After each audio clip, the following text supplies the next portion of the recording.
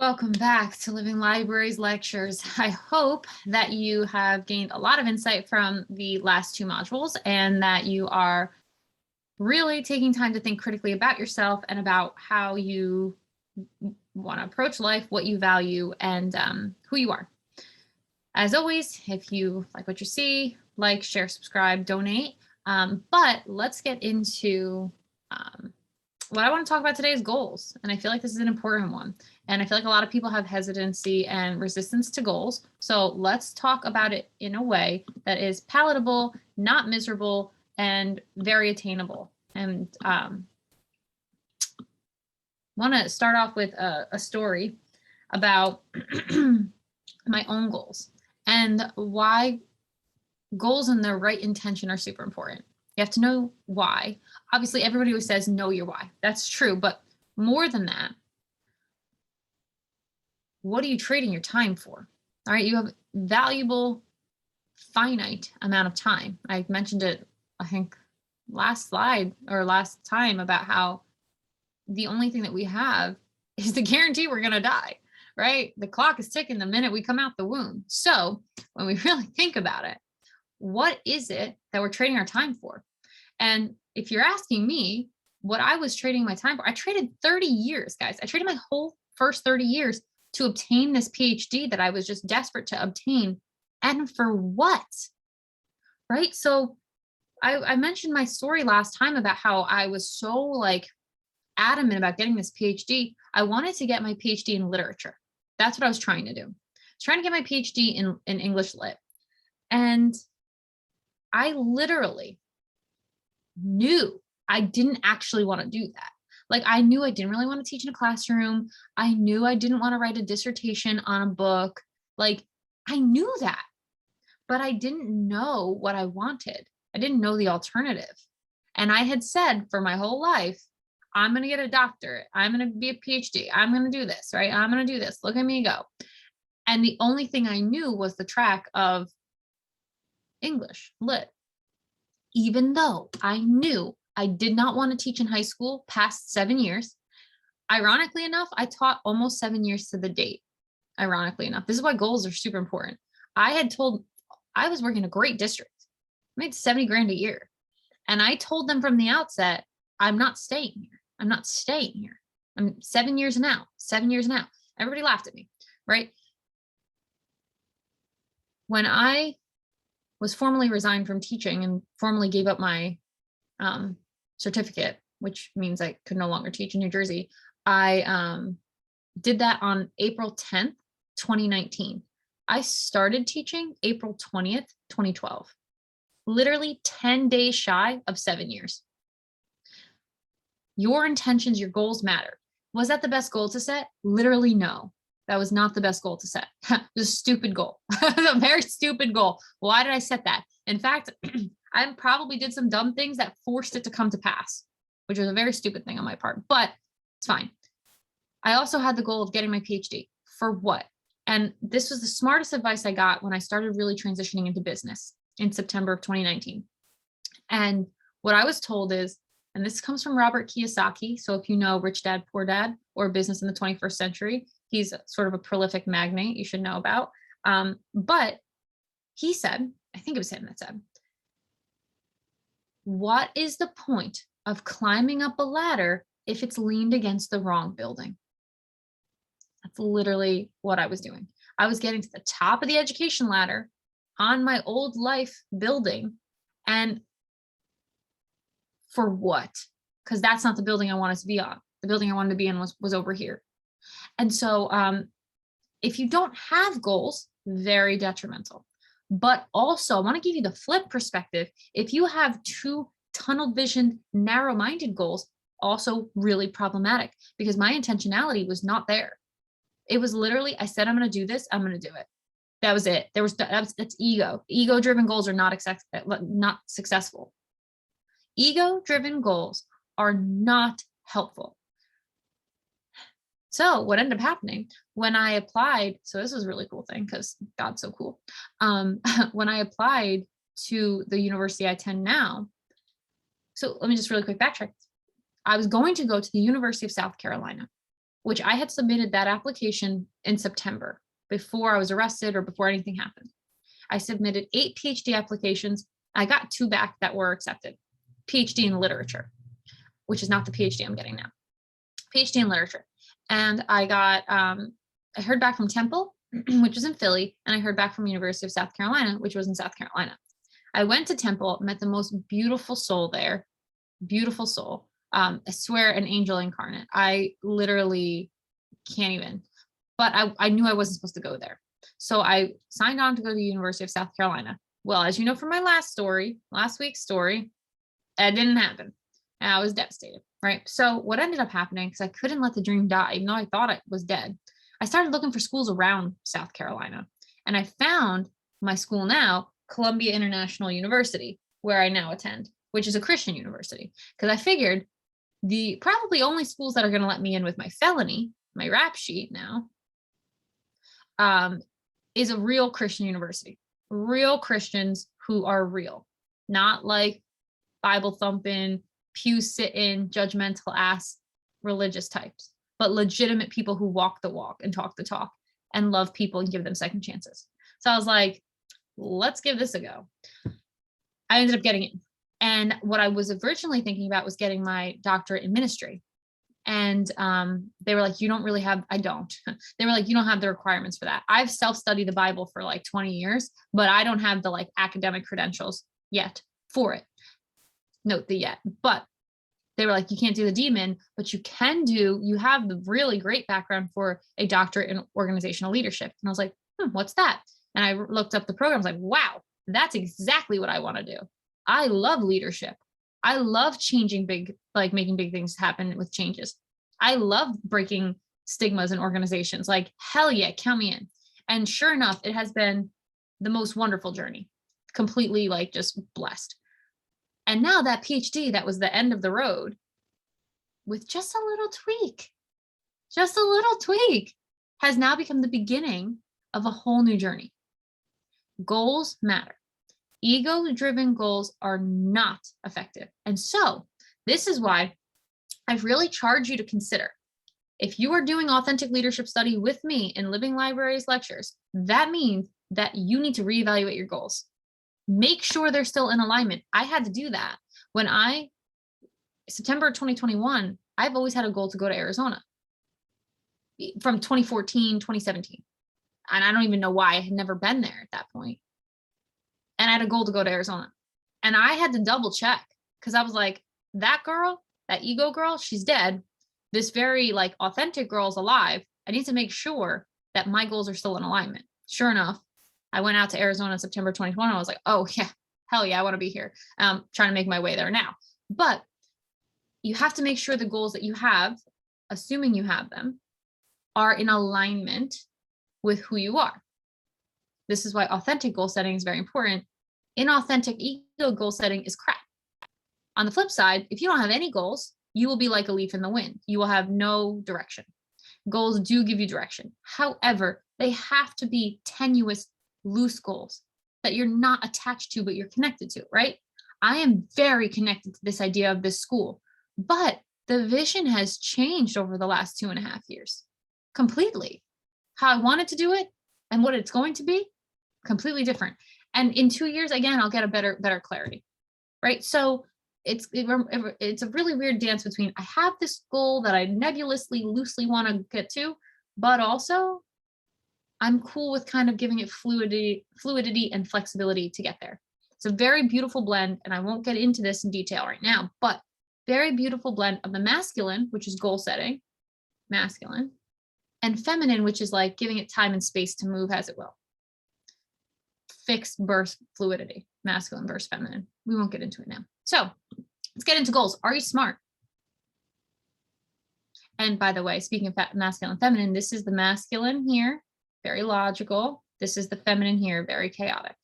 I have a acquaintance of mine who was coaching me, and he said something so brilliant. I think it's the most beautiful way I've ever heard masculine and feminine energy described. I said I wasn't going to get into it, but here we are, which is that feminine energy is boundless and chaotic, and the masculine energy is a container for that, and it's an open container. was like, oh God, it's so beautiful. So as a heads up on that, but getting aside, are you smart? This is an acronym. And if you're any familiar with goal setting, this is not my acronym. I didn't come up with it. I'm not that smart, but it's specific, measurable, actionable, or attainable, realistic, and time, right? So really think about your goals. If you have a goal of, I want to make $1 million, that's specific. Love that. How do we make it measurable? Well, if I want to make $1 million, that means I have to make $83,000 a year, which means I have to make X amount of money a day. How do I do that? The minute you make something measurable, it becomes more actionable. It becomes more attainable. You're like, okay, well, in order to make $415 a day, I need to do X, Y, and Z. And things become very attainable. Now, the discipline to follow through with that's a whole different story we won't get into. But right now, we're just goal setting authentically. So specific, measurable, attainable, or actionable. Is it realistic? Right? If you say I want to be an NBA player next year and you've never touched a basketball, that's not realistic. It's not impossible, but it's not realistic. You have to give yourself time. This is the thing, and time is another tricky one. So we'll lump realistic and time in together. Do not get married to the time frame. You heard in my example, 7 years, terrible time frame to set. Who cares if it was 7 or 8? I wish I never set that now. Fine though, fine. But don't get married to the time frame, but don't be unrealistic about the time frame either. Be realistic about your time frame. If it took you 5 years to actually, if it took me 28 years to get to a place where I was so broken I didn't know myself, it will take me more than just a month to heal myself. I've been on the very active healing recovery journey for 3 years. My timelines got sped up. I think I worked with like 25 coaches last year. I did 75 hard, phase 1, phase 2. I mean, my timelines are sped up because I have things that need to get accomplished, but time is a tricky thing. So just be mindful of a time frame in which you would like to achieve something. By the time I'm 40, I'd really like to have this. It's okay if it doesn't happen at 40, it might happen sooner, might happen later, but 40 is the benchmark.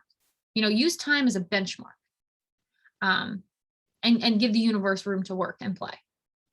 So are you smart? Are your goals smart? Are they specific, measurable, actionable, or attainable, realistic, and in a time frame? Smart goals. And again, if you need help setting them, that's some one-on-one work we talk more about, not now. So how do you define success? This is massively important to goal setting. This is massively important to goal setting. So much of goal setting has nothing to do with the goal and everything to do with your mindset. Everything to do with your mindset. If you define success as riches, that's fine. No worries about that. But you need to be mindful. What is rich? What is successful? And being rich is not being wealthy. Wealth is freedom of resources. Your time, your energy, your attention, your money.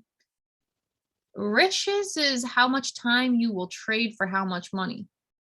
You know what I mean? Like, you want to be careful. True wealth acquisition is a whole different ballgame than getting riches. And personally, I don't define success for me either way. Like I told you a couple times back, like freedom is what I value. So everything I do that is in direct correlation to freedom is success for me. Did I move closer to my freedom today? Did I make my spending choices in alignment with my freedom? Then I was successful on the day. Did I treat everybody in love? Successful on my day. Did I keep my peace today? Successful on my day. Did I pray today? Did I worship today? Successful on my day. That is how I define success. Because it's like, those are my personal standards by which I live. That is success. Now be careful, because success has been defined for us by society. So you need to figure out how you define success in order to set goals that are achievable and attainable for you. If you do like society's model of success, that's great. There's nothing wrong with that. If you're like, I really love the idea of finding somebody to marry, get married, have kids, own a house, have a job that's a 9 to 5 that I love. There's nothing wrong with that. There is real comfort in stability. And if you define success as stability, that's dope. I love that for you. But at least know that it's you and not something you've internalized from society. And so like I was super successful when I was teaching, not because I was making great teacher salary, but because I loved what I did, which is also why I knew I would never have success unless I branched out and did my own thing. Because I'll never find a job that really made me feel as wonderful as teaching did. I never will. I know that. Well, a job. I mean, obviously I'm creating a space where I love what I do, but so define success as you would have it, not as how anybody else would have it. That's a so important question to answer for your goal setting and doing so authentically. How do you define failure? That's another really important one. This one was tough for me because I defined failure by societal standard methods. And then I failed. I failed life, guys. By societal standards, I absolutely failed life. 100%. Like I had a great job and I became a felon. I failed life. Thankfully, though, that experience made me realize there's no such thing as failure. That's really, now I define failure as non-existent. Some people define it as quitting. Some people define it as getting an F on a report card, but really, how do you define it for you? That's the most important thing. But for me, and you're welcome to take this definition, I define failure as non-existent because you either learn or you grow. And there's a great John Maxwell book. I think everybody should read it. Sometimes you win, sometimes you learn. It's so good. And it precludes failure. Because if you either win or learn, you never fail. You can't fail. Of course, there are people who don't win or learn, and then sometimes maybe you'll define that as failure. I don't know. It's up to you. As for my own self, I always choose to make everything teachable, so I never fail. By societal standards and on paper, I'm a huge failure. Massive. Like felony, sex offense, low credit score right now, everything's a mess on my like black and white resume of life, but I don't let that define me. And also I don't acknowledge it as failure. I learned a lot of lessons the hard way, and I know what I don't want to do ever again. And it's going to take some time to turn it around. Fine. We're here. I'll do what I can. Right. So failure, define that for yourself, define success for yourself as well. Final thing is pay attention to how you want to feel. Now, feelings are liars a lot of times, like we don't want to live by how we feel. Like I said, that got me into trouble, but you do want to acknowledge how you feel. You do want to acknowledge how you want to feel. Feelings are amazing indicators.